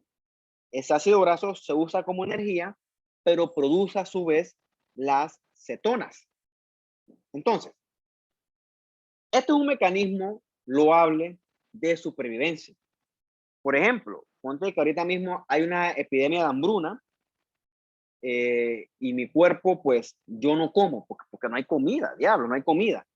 Entonces mi cuerpo va a comenzar a utilizar mi grasa como fuente de energía. Por eso una persona que hace dieta baja de peso, porque comienza a utilizar la grasa como fuente de energía. Pero una cosa importante, sí, la persona que hace dieta come, entonces percibes algo de glucosa, pero estamos hablando que aquí el paciente con cetoacidosis no puede utilizar glucosa para nada. Entonces el tipo va a comenzar a utilizar ácido graso, ácido graso, ácido graso, ácido graso, y el efecto de esto es que va a producir mucha cetona. ¿Okay? La cetona es útil como fuente de energía gracias a los ácidos grasos, pero eso no puede ser utilizado por siempre. O sea, puedo utilizarlo para sobrevivir en el momento, pero no puedo usarlo como método forever, porque tiene un costo. ¿Ok? Tiene un costo. ¿Por qué? Porque las cetonas provocan acidosis. ¿Okay? El exceso de uso de cetonas produce exceso de cetonas en sangre y eso provoca acidosis. ¿Okay? Entonces, cuando el paciente tiene cetoacidosis, ese exceso de cetonas sobrecargan más la sangre. O sea, el tipo va a quedar todavía más sobrecargado ahora de cetonas que la cetonemia, y el tipo también puede comenzar a botar cetonas por la orina. Esta es la cetonura que dice aquí. Entonces, como le dije, ¿no? El problema real de esto es que las cetonas disminuyen el pH. ¿Ok? Entonces, el exceso de cetonas le va a provocar al paciente una acidosis metabólica. Y las acidosis metabólicas son mortales. ¿Ok? Una acidosis metabólica que no se pueda compensar, eso es mortal. ¿Ok? Así como tú habrás visto, me imagino, en la clase de fisiología. Cuando te hablan de la clase esta de las trastornos ácido-base, cuando te hablan de las causas de acidosis, es el famoso mood piles, porque no me acuerdo. Mood piles, como que tiene, rápido. Mood piles. A ver si me acuerdo.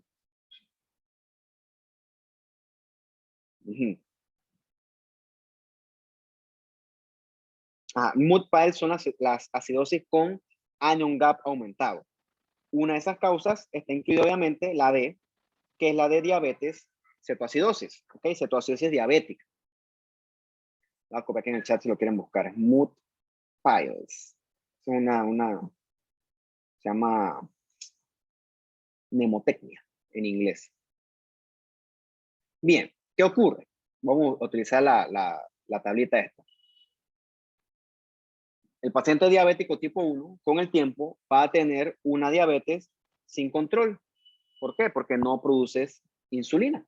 ¿Ok?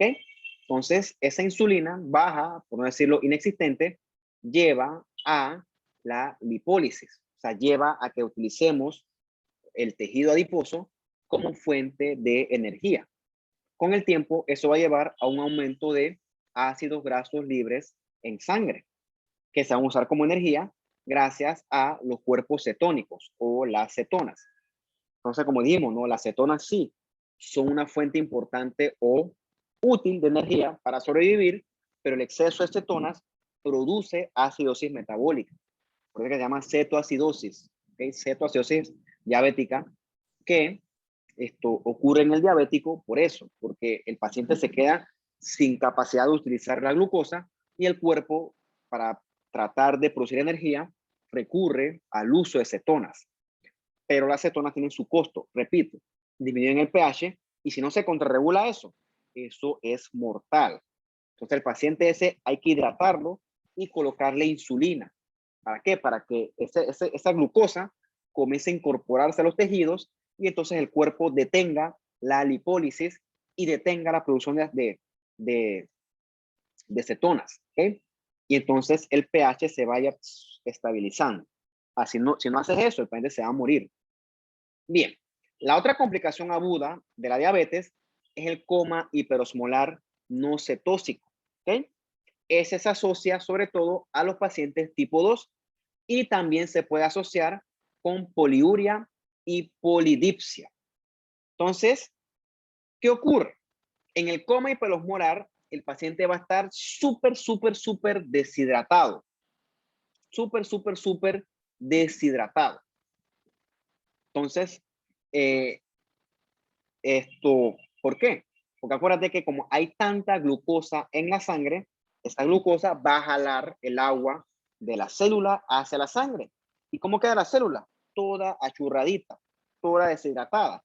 Y todo ese exceso de agua se va a perder por la orina. Entonces, ¿por qué un paciente diabético se deshidrata tanto? Bueno, la razón es porque el paciente no puede tomar agua. Entonces, ese coma hiperosmolar ocurre sobre todo en un paciente que no puede tomar agua, pobrecito. Eso ocurre sobre todo en los abuelitos mayores. Por ejemplo, un abuelito con un SB o con secuelas de SB, él no puede tomar agua. O sea, él hay que ayudarlo. Y si el paciente, por ejemplo, encima es diabético, ponte que se me chispoteó y no le daba agua en toda la mañana, por esto el paciente va a estar todo deshidratado, va a estar todo lleno de azúcar y te puede hacer un coma hiperosmolar. Entonces, ¿por qué no ocurre cetoacidosis en ese paciente?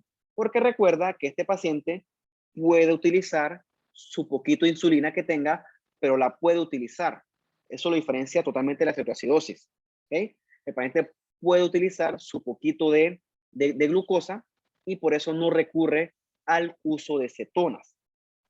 Pero ¿qué ocurre? El paciente va a estar tan deshidratado que hasta el sistema nervioso central se le deshidrata y por eso que el tipo te hace un coma, el paciente hace un coma, porque va a estar sobrecargado de azúcar. O sea, el paciente puede hacer glicemias 900, 1000 por allá, altísimo. Entonces, este paciente hay que hidratarlo, o sea, esto es una urgencia, el paciente se puede morir de eso también. Entonces, esas son las complicaciones agudas de la diabetes. ¿Okay? Se asocian a hiperglicemia y a disminución de insulina. Mira, creo que esta es la más importante de todo. En la diabetic cetoacidosis es absoluto. Por eso es que el paciente recurre a la producción de cuerpos cetónicos, que al final lo llevan a acidosis, ¿ok? Acidemia que puede ser mortal si no se trata. Mientras que en el coma hiperosmolar, la insulina está deficiente, pero hay un poquito, aunque sea. Por lo tanto, el paciente puede incorporar algo de glucosa y por lo tanto no recurre al uso de cuerpos cetónicos. Pero eso no quiere decir que no esté con hiperglucemia y por lo tanto deshidratado y eventualmente en coma. El paciente se puede morir de eso, por cierto.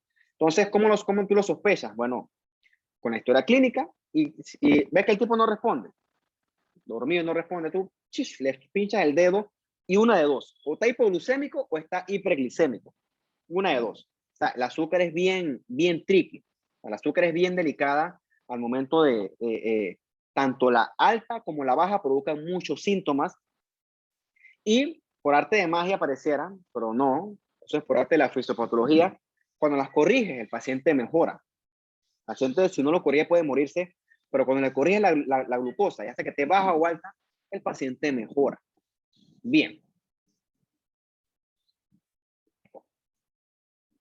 Vamos a tomar 5 minutos aquí para hablar de la última parte de la clase, que son las complicaciones, pero ahora las crónicas de la diabetes.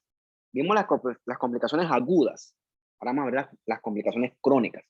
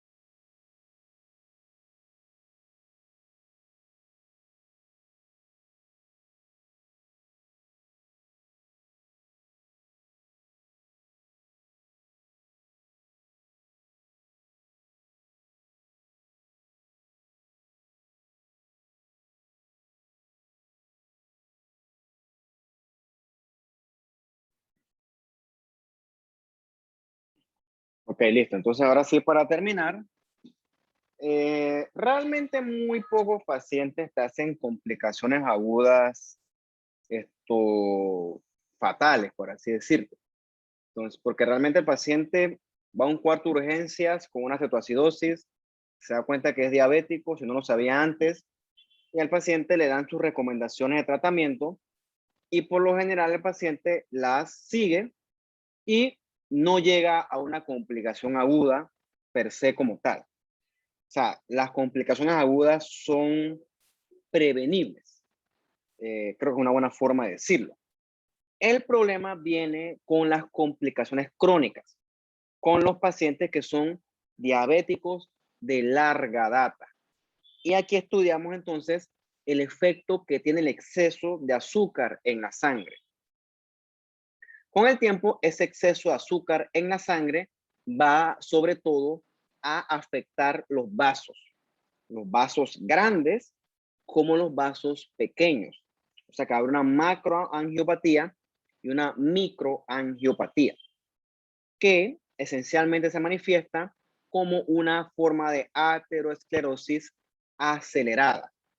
O sea que todo lo que se asocia con aterosclerosis, infarto del corazón, SB, enfermedad renal, todo eso está acelerado en un paciente diabético de larga data si este no se controla bien su azúcar. Y por supuesto que también se asocia a los famosos pies diabéticos. Entonces, entre paciente y paciente es variable y se asocia obviamente con el adecuado control del azúcar. Comienza acá la última línea. Paciente con un buen control probablemente demore mucho en desarrollar las complicaciones o quien quita que no las desarrolle. Entonces el paciente diabético va a tener afectaciones a nivel ocular, retinopatía, hasta ceguera, va a tener complicaciones a nivel cardiovascular, infartos, SB, y también al final del día, la más característica que es los famosos pies diabéticos, ¿no? Vamos a ver por qué ocurre eso en el paciente diabético. Pero ya leí la pista, ¿no? La pista es todo ocurre porque la diabetes, el azúcar, mejor dicho, le pega a los vasos. Con el tiempo daña los vasos y pues todos los órganos que necesitan aporte sanguíneo van a sufrir. Pista, pues todos los órganos requieren aporte sanguíneo. Entonces, es quizás algo que por lo general se subestima, pero sí provoca mucho daño. Bien. ¿A qué se debe ese daño a órganos en el paciente diabético de forma crónica? A un evento que a veces es olvidado, que es la glucotoxicidad. ¿Okay? Con el tiempo, la glucosa es tóxica hacia los tejidos y se asocia mucho a ese daño vascular. Entonces, ¿qué ocurre con esa glucosa? ¿Cómo afecta a los tejidos? Entonces, aquí se han descrito varias formas en las que la glucosa puede afectar a los tejidos. Y la más descrita, o la que más he leído yo, es con esta formación de productos finales de glicación avanzada. Repito, ¿no? La formación de productos finales de glicación avanzada. Entonces, esos productos finales de glicación lesionan a los vasos. Y obviamente esos productos finales de glicación se asocian a la hiperglucemia. Entre mayor el azúcar, mayor va a ser la producción de estos productos finales de glicación y entonces mayor va a ser el daño a los vasos. ¿Qué le hacen estos productos? ¿O qué le hacen estas sustancias a los vasos? Favorecen la liberación de citoquinas y de factores de crecimiento. Por ejemplo, liberan este factor de crecimiento transformante beta, que ya lo conocimos, que lo que hacen es depositar exceso de material de membrana basal en los vasos. O sea, va a hacer que el vaso se torne stiff, se torne rígido. ¿Qué otra cosa hacen esos productos en los vasos? Generan radicales libres en el endotelio. ¿Qué otra cosa hacen? Aumentan la actividad procoagulante del endotelio y de los macrófagos. Y otra cosa que hacen es aumentar la síntesis de material de los vasos, como músculo isovascular, y también aumenta la síntesis de matriz extracelular. Todo eso hace que el vaso se torne grueso con el tiempo. Las capas se pongan muy gruesas. ¿Qué más hacen los productos finales de glicación? También pueden atrapar LDL dentro de los vasos y eso va a favorecer que la aterosclerosis sea todavía más acelerada. Entonces ves cómo el azúcar sí puede afectar con el tiempo los vasos de los pacientes diabéticos. Pero repito, con el tiempo. Eso no ocurre en un día, eso ocurre en años del paciente de ser diabético.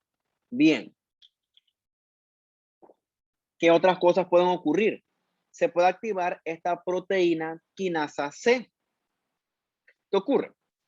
Con el tiempo, ese exceso sostenido de azúcar en la sangre va a estimular la síntesis de varios mediadores. ¿Ok? Uno de estos es el diacilglicerol, que con una cascada de cosas que no voy a mencionar aquí porque no viene al caso, activan la proteína quinasa C. ¿Qué hace esa proteína quinasa C? ¿Ok? Favorece la producción de moléculas proangiogénicas, o sea, moléculas que forman vasos, como el factor de crecimiento vascular endotelial. Eso lo que hace es que los vasos proliferen mucho. Eso es sobre todo importante en los pacientes que sufrirán retinopatías diabéticas. La proteína quinasa C también favorece la formación de moléculas profibrogénicas, como el factor de crecimiento transformante beta, en un evento similar al que estudiamos nosotros cuando les mencionaba los productos finales de glicación avanzada. ¿Qué otra cosa ocurre con la hiperglucemia? ¿Ok? Va a haber alteraciones en la vía de los polioles. ¿Ok? Si buscan los polioles, son un tipo de azúcar. ¿Qué ocurre? ¿Por qué es importante esto? Porque hay ciertos tejidos que no requieren el uso de insulina para incorporar glucosa. Aquí se los pongo, ¿no? Nervios, riñones y vasos sanguíneos. Entonces, en esos tejidos, lo que va a haber es un aumento de glucosa intracelular. Ese exceso de glucosa intracelular se convierte en sorbitol, ¿ok? El sorbitol es un poliol, miren, es un polio, es un poliol, que lo copié mal, ¿no? Es un poliol. Entonces, esa transformación de glucosa a sorbitol consume glutatión. El glutatión es bueno porque el glutatión es un antioxidante importante de la célula. Entonces, ¿cuál es el problema? En este paciente diabético, yo estoy gastando glutatión en convertir la glucosa a sorbitol. Entonces, pierdo el efecto antioxidante del glutatión. Y entonces, el paciente va a tener mayor daño por acumulación de radicales libres. O sea que va a tener mayor estrés oxidativo. Eso se asocia a la neuropatía diabética. ¿Qué tal, no? Chronic hyperglicemia, que es AG formation, Advanced Glycations, me fue la de qué es, Elements, yo creo que es. También se forma el exceso de oxidación por la glucosa y todo eso se traduce en mayor formación de ROS, radicales libres de oxígeno. Eso aumenta o favorece el estrés oxidativo. Entonces, todo eso se asocia a el paciente diabético de larga data.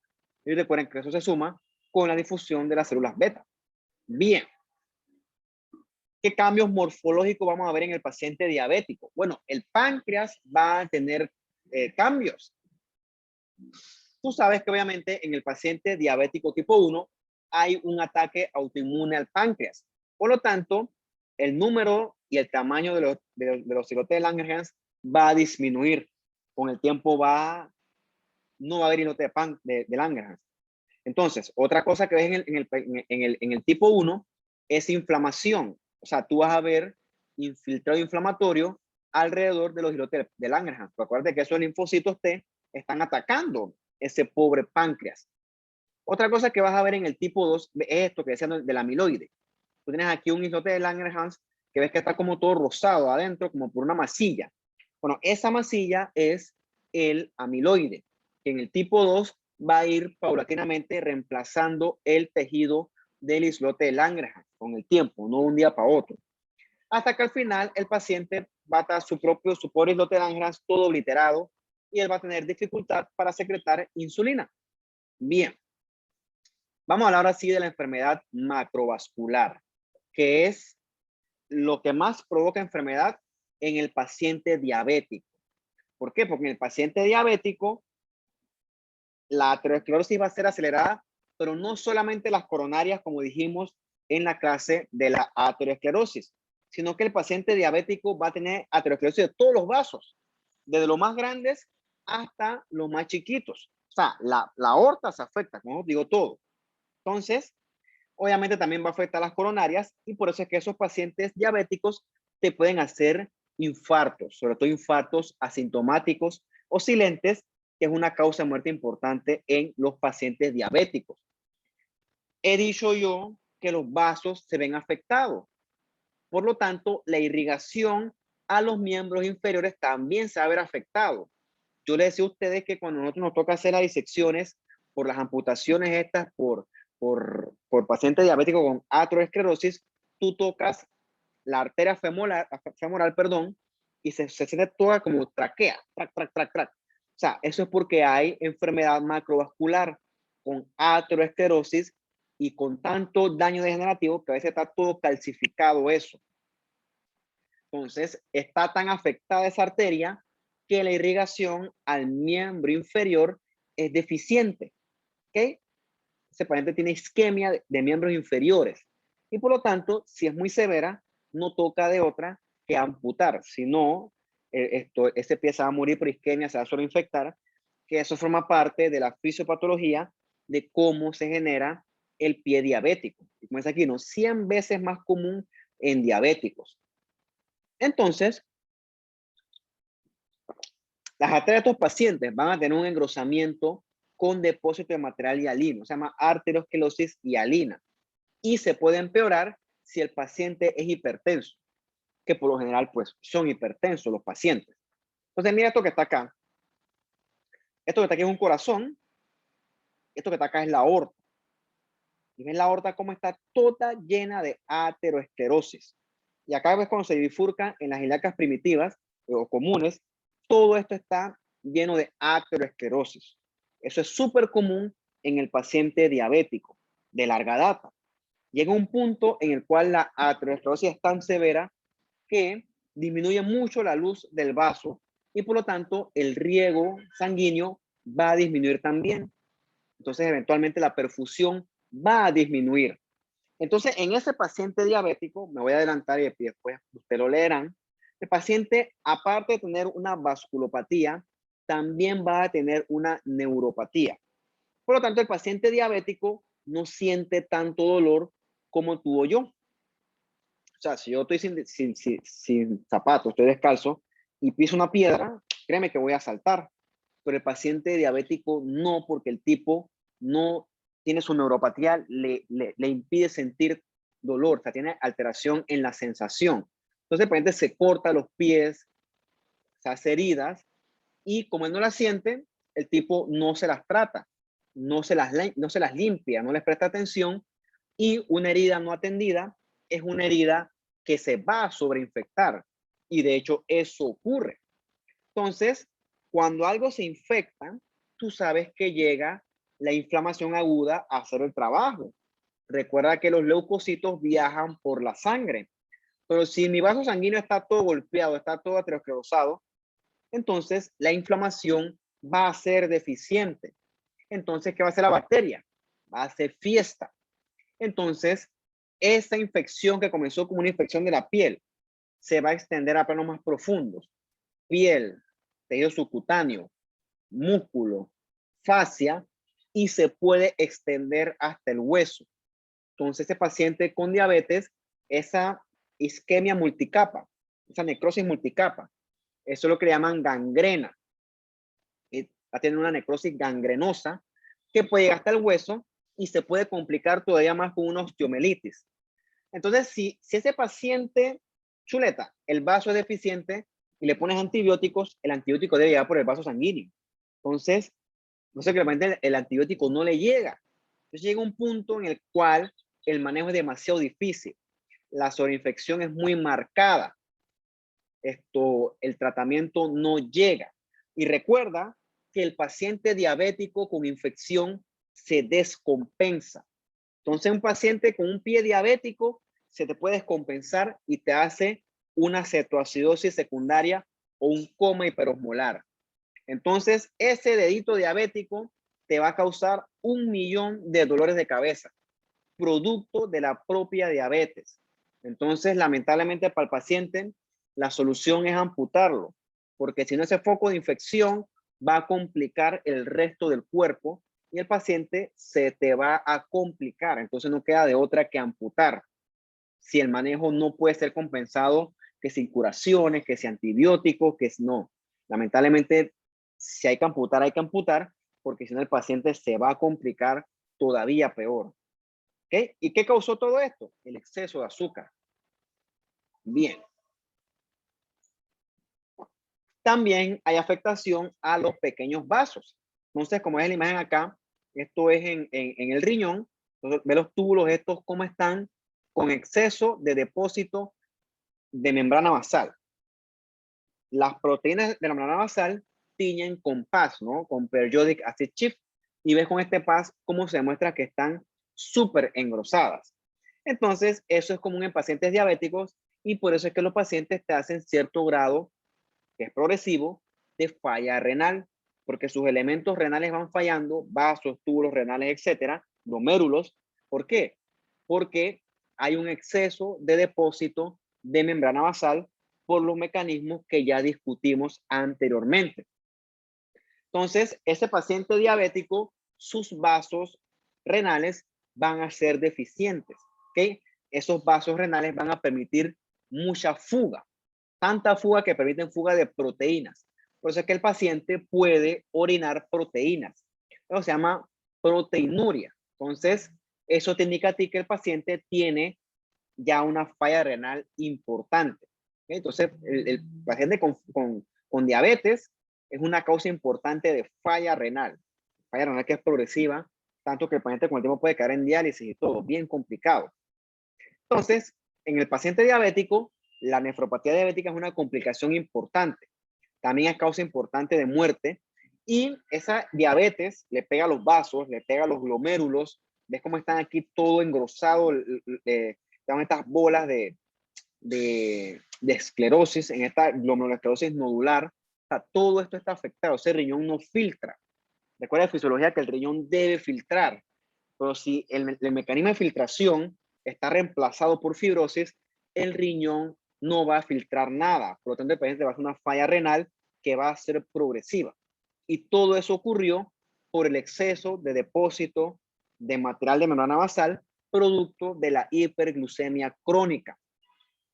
En estos riñones que con el tiempo ves como la arquitectura normal toda se va alterando. O sea, no puede discernir qué es corteza, qué es membrana. Entonces, eso se puede sobreinfectar y se le llama pielonefritis. O sea, en ese punto no queda de otra que hacer al paciente la nefrectomía, que es clácata, cortar el riñón, porque ese riñón, lamentablemente para el paciente, ya no sirve. Entonces, ves que con el tiempo esos riñones de estos pacientes sufren mucho daño. Otra complicación crónica del paciente diabético es la complicación a nivel ocular, sobre todo la retinopatía, que con el tiempo se puede complicar con ceguera. Te puede hacer cataratas, glaucoma. ¿Por qué? Porque los vasos de ellos proliferan, pero son vasos anormales, que son vasos que permiten mucha permeabilidad, mucha fuga. ¿Okay? Por eso, entonces, eso con el tiempo puede hacer que el paciente desarrolla esta retinopatía con ruptura de fragmento de retina, con exceso de hemorragia. Entonces, el paciente con el tiempo, si no se cuida, por eso es que dice que el paciente diabético puede quedar ciego. Sí, no de un día para otro, es con el tiempo. ¿Por qué? Porque los vasos sanguíneos de los ojos proliferan mucho y son vasos anormales que si no se manejan a tiempo, el paciente sí puede quedar con deficiencia de la visión que puede terminar en ceguera total. Por eso es que dicen no, que el paciente diabético puede quedar ciego. Sí, pero repito, no de un día para otro. Y esta que les mencioné ya, que se asocia con la neuropatía diabética. O sea, la diabetes no perdona a los nervios y le pega sobre todo a los nervios de los miembros inferiores. Entonces va a haber disfunción tanto motora como sensorial. Otra cosa que le puede pegar es a los nervios autonómicos. Por ejemplo, los nervios de la vejiga. Entonces el paciente diabético no siente ganas de orinar. A diferencia mía, que yo ahorita que me termine de tomar este poco de té, va a estar lleno de líquido y voy a querer orinar. Entonces, ¿qué hago? Yo voy y orino porque tengo ese reflejo de la micción. Pero el paciente diabético, al tener su neuropatía, el tipo tiene la vejiga rebosada de orina y no se da cuenta porque los nervios están afectados. Y esta vejiga con esa orina estancada, eso es caldo de cultivo. Por eso es que es esperado que el paciente diabético te haga mucha infección de vía urinaria a repetición. Entonces, ya les mencioné yo que este paciente con neuropatía diabética, el tipo se lesiona el pie y él no le duele, no se da cuenta. Otra cosa tan tonta, es que parece tonta pero ocurre, es por ejemplo el paciente diabético se compra unos zapatos nuevos y le provocan una vejiguita en el talón. Y esa tontería que parece una vejiguita, dale chance y con el tiempo se va a convertir en una úlcera que se puede complicar. Por eso que ustedes saben, mejor que yo, que hay zapatos especiales para los pacientes diabéticos que evitan que se formen callos, vejigas, etcétera, porque en el paciente esas vejiguitas, dolor de cabeza. ¿Ok? Entonces, aquí se repiten ya lo que mencionamos, ¿no? O sea, desde el punto de vista clínico, lo que tú ves con el paciente se asocia con la hiperglucemia. Entonces, esa hiperglucemia, recuerda que afecta a los vasos, ¿ok? Entonces, producto de esa afectación a los vasos, el paciente puede hacer aterosclerosis prematura y te puede hacer las complicaciones propias de esa aterosclerosis. Entonces, recuerda que el paciente diabético con el tiempo le pega a los riñones. Por lo tanto, el paciente puede tener proteinuria y también puede tener alteración en la prueba de función renal. Y todo se puede complicar todavía más si el paciente es hipertenso. ¿Ok? Esto ya lo mencionamos, el paciente te va a tener manifestaciones neurológicas. Por ejemplo, te puse una cosa que se llama mano caída. ¿Por qué? Porque los nervios están alterados. ¿Ok? Mano o pie caída. También te puede hacer parálisis de los nervios craneales. Entonces, recuerda que el paciente diabético te puede hacer todas esas manifestaciones, en este caso asociadas a que le pega la diabetes a los nervios. Y bueno, esta es la que no queremos, ¿no? ¿Por qué? Porque el paciente diabético también va a tener dificultades a nivel de la inmunidad. Entonces, él es más sensible a las infecciones. Entonces, mira, esta ulcerita, ¿no? Una cosa tonta, ponte que porque el paciente salió a caminar descalzo y se ensució con una piedrita afilada, entonces esta infección de piel se va a planos más profundos, agarra piel, tejido blando, músculo, hueso, y si no se trata a tiempo, eso, el paciente queda globalmente enfermo. Las bacterias se van a la sangre, te hace una septicemia, y entonces el paciente, esa ulcerita se te puede complicar. Entonces, por eso así, hasta muerte. ¿Producto de qué? De la macroangiopatía y la neuropatía diabética. ¿Okay? Son complicaciones del paciente diabético. Entonces ya sabes por qué el paciente diabético, por eso es que lo amputan. ¿Por qué? Porque las úlceras son de muy difícil manejo, por no decirle imposible manejo. ¿Y por qué? Porque no se logra un control glucémico adecuado. ¿Okay? Entonces, la meta de todo esto es que el paciente se controle su azúcar. En el tipo 1 sabemos que sin insulina no va para ningún lado. ¿Ok? El tipo 1 depende de insulina. Mientras que el tipo 2 depende de sus estilos de vida. Tiene que bajar de peso. Tiene que tener buena dieta o dieta adecuada.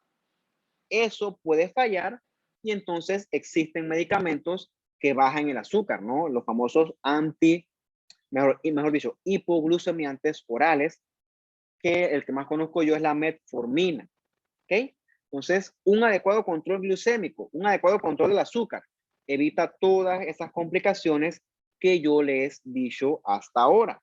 ¿Ok? Recuerden ustedes que la mejor prueba es la hemoglobina glicosilada, porque esa no miente. La glucosa al azar puede mentir.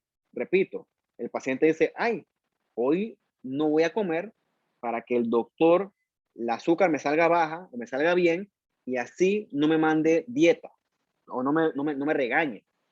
Entonces sí, para este puedes jugar vivo con una glucosa al azar, pero no con una hemoglobina glucosilada.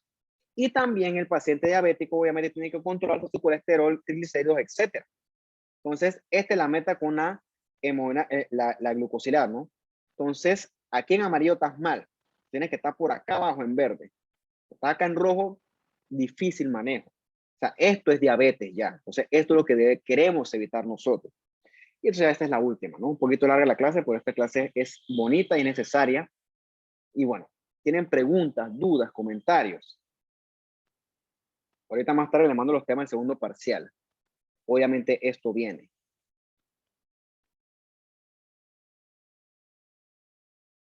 Bueno, profe, ninguna duda por mi parte, pero qué interesante la clase. Sí, es bien bonita. Uno siempre dice, pero el azúcar, ¿qué le hace al cuerpo? O sea, cuál es la cosa con azúcar? Bueno, ves que para la bajada sí es tóxica. Y más que todo, es que provoca un estado hiperosmolar en la sangre.